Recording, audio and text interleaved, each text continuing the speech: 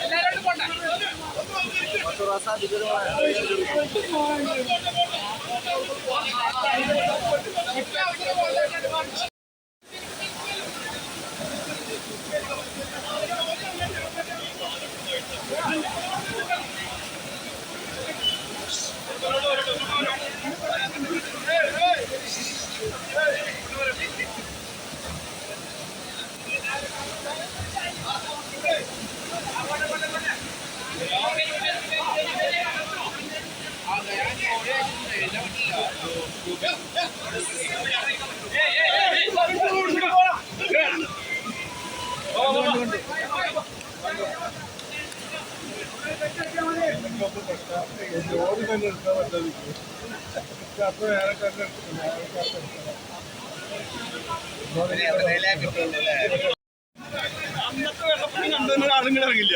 ഇതിപ്പോ അന്ന് കാണാത്തവരറിയുന്നത് അന്ന് പ്ലാസ്റ്റിക് കുറഞ്ഞ് കൂട്ടിയിട്ടിരിക്കണ്ടായിരുന്നു ഇവിടെ.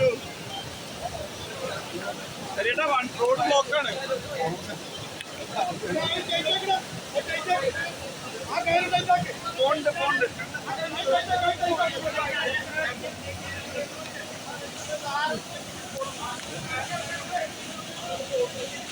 നമുക്കറിയാം, താഴ്ന്ന പ്രദേശങ്ങളിലെല്ലാം തന്നെ വീടുകളിലൊക്കെ വെള്ളം കയറിയിട്ടുണ്ട്.